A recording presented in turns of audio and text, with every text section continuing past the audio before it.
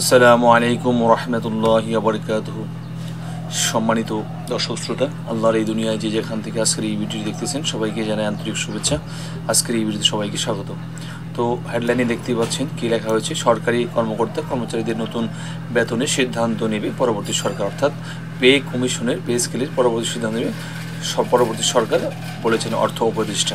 চলুন আমরা বিস্তারিত জেনে, এটা ইত্তেফাকে প্রকাশ পেয়েছে।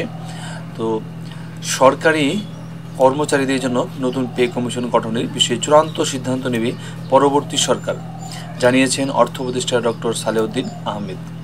রোববার 9 নভেম্বর সচিবালয়ে সরকারি ক্রয় সংক্রান্ত উপদেষ্টা পরিষদ কমিটি ও অর্থনৈতিক বিষয় সংক্রান্ত উপদেষ্টা পরিষদ কমিটির বৈঠক শেষে সাংবাদিকদের সঙ্গে আলাপকালে তিনি কথা বলেন।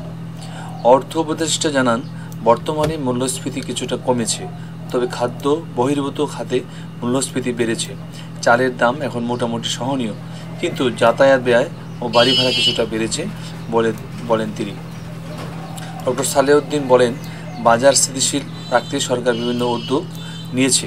ইতিমধ্যে ইউরিয়া ও টিএসপি সার আমদানির প্রক্রিয়া শুরু হয়েছে, পাশাপাশি সিদ্ধ চাল আমদানির উদ্যোগও নেওয়া হয়েছে।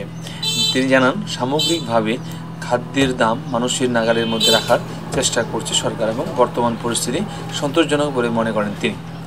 ব্রিফিংয়ে জানানো হয়, প্রতি কেজি ধানের মূল্য নির্ধারণ করা হয়েছে 34 টাকা, আতপ চাল 49 টাকা আর সিদ্ধ চাল 50 টাকা কেজি দরে সংগ্রহ করা হবে।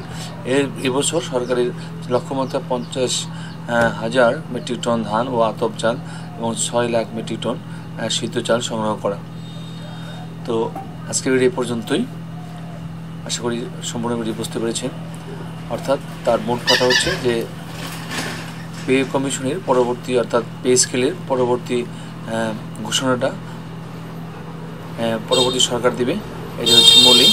কিন্তু এ বিষয়ে পরবর্তী আমরা জানব বিস্তারিত। চ্যানেলটি সাবস্ক্রাইব করেন, সুস্থ থাকুন পরবর্তী আপডেট ভিডিও পাওয়ার জন্য। ভালো থাকুন সবাই, আল্লাহ হাফিজ, আসসালামু আলাইকুম রহমতুল্লাহ।